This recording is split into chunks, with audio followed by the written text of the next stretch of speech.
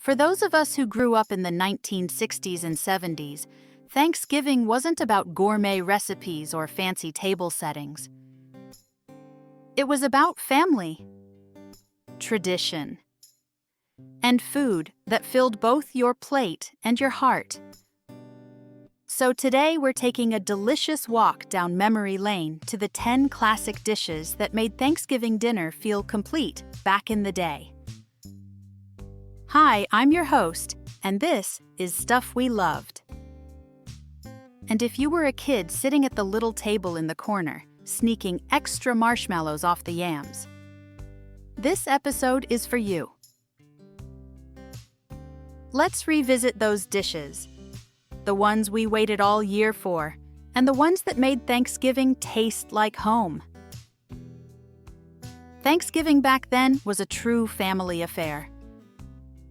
Somebody was always peeling potatoes. Someone else was whipping the cream.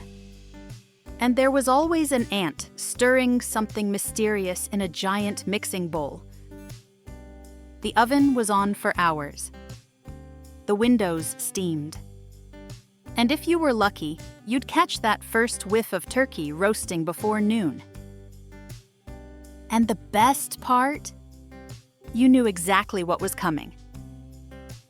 The same dishes, every year, no surprises. No reinventions.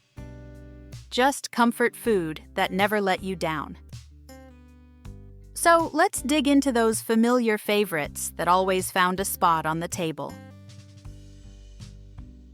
The turkey. Of course, we have to start with the star of the show, the golden roasted turkey.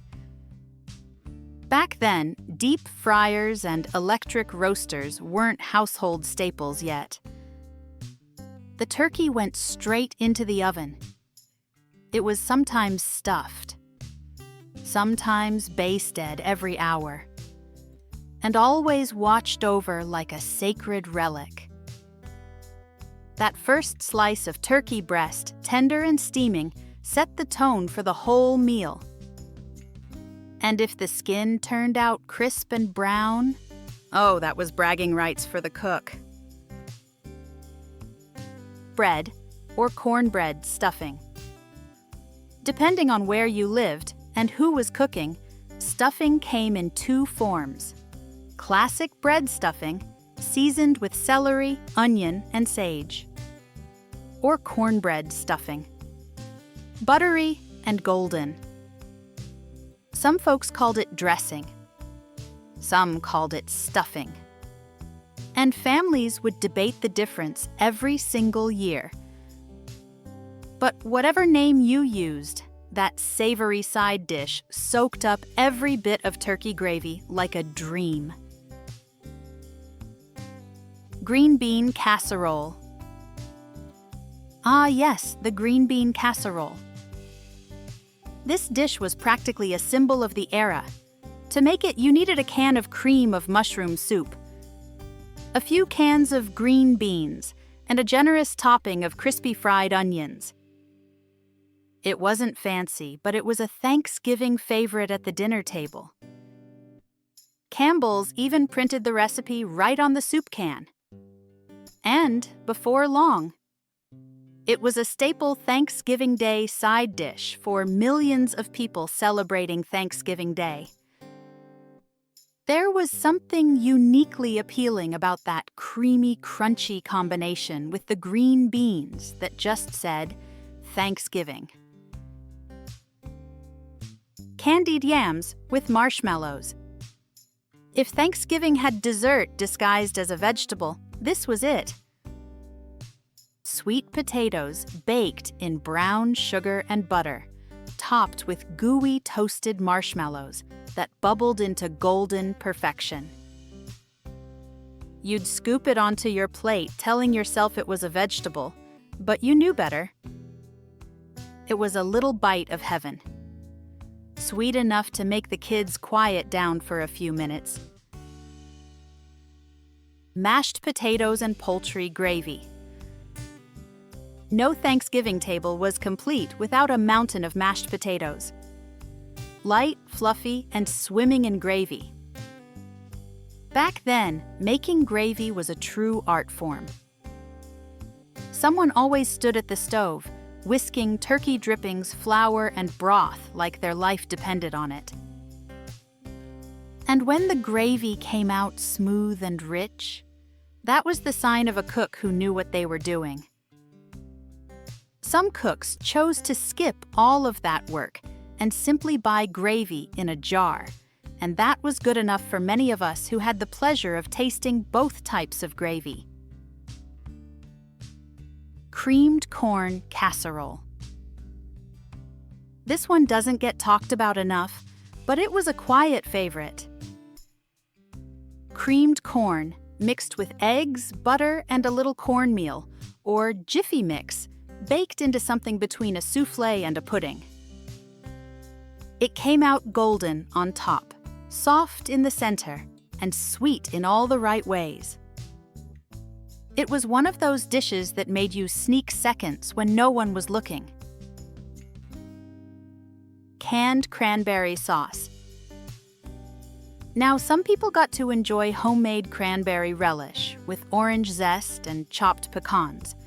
But most of us, we had cranberry sauce that came in the can. You'd open it with that satisfying shh pop and slide it out in one perfect wobbly cylinder, complete with those little ridges from the can. It didn't matter that it was store-bought. All that mattered was that having cranberry sauce at the Thanksgiving table was tradition. If you were helping out with dinner preparations, you'd slice that jiggly cylinder into rounds and line them up on a plate like red jewels.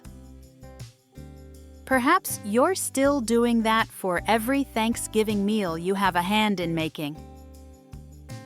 Some things just belong exactly as they are. Homemade macaroni and cheese. Not every family served mac and cheese on Thanksgiving, but in many Southern and African American homes, it was non-negotiable. Elbow macaroni baked in layers with real cheese, milk, and butter until it was golden and bubbling on top. Comfort food at its finest. Mac and cheese balanced the meal with that creamy richness.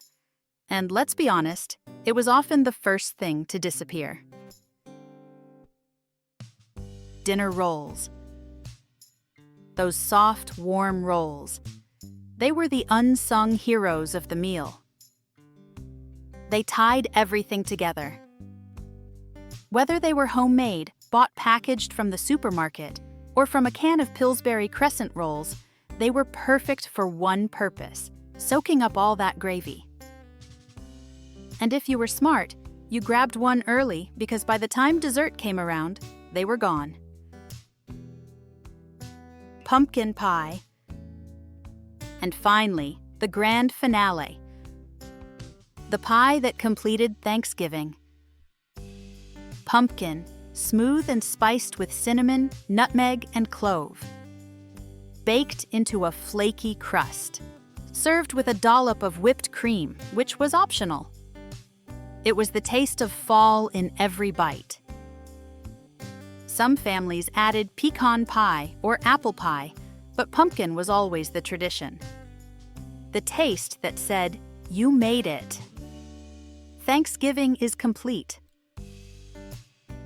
What's beautiful about Thanksgiving food in the 60s and 70s is how it blended convenience with comfort. Canned goods, boxed mixes, and simple recipes made it easier for families, especially working moms, to pull off a big holiday meal. Many of these dishes came straight from the pages of the Betty Crocker cookbook, Better Homes and Gardens cookbook, or the back of a Campbell's soup can. They were designed to be affordable, reliable, and delicious, and they still are. Those recipes connected generations. Many were passed down on note cards, scribbled in the margins of cookbooks, or simply remembered by heart. Every family had their Thanksgiving quirks. Maybe your uncle always carved the turkey badly. Maybe your aunt's green bean casserole always burned a little on top, but everyone pretended not to notice. And maybe, just maybe, there was always that one kid who poked the Jell-O salad just to watch it jiggle. It wasn't perfect, but that's what made it perfect. Because Thanksgiving was never just about the food, it was about the people, the laughter, the noise, the love. And of course, the leftovers. Today, we might see gourmet versions of these same classics. For instance, there's artisan cranberry sauce, truffle mac and cheese, and maple glazed yams. But nothing tastes quite like those original dishes we grew up with. They were simple, comforting, and made with love. The kind of recipes that wrapped around you like a warm blanket. So whether you're cooking from scratch or opening a can, remember this. Thanksgiving dishes don't need to be perfect or fanciful, because the meal is more about the family tradition of gathering together to enjoy each other's company and sharing a comforting meal. And those dishes, the turkey, the casseroles, the pies, they will always be part of who we are. So tell me, which of these Thanksgiving favorites made it to your family table? Did your mom make the best stuffing on the block, or were you the one sneaking marshmallows off the yams? If this brought back memories, like this video, subscribe and share it with someone who remembers those cozy Thanksgiving dinners when the house was full. The table was overflowing, and the food tasted like love. Thanks for watching Stuff We Loved. I'll see you next time, and until then, may your memories be warm, your gravy be smooth, and your pie always have extra whipped cream.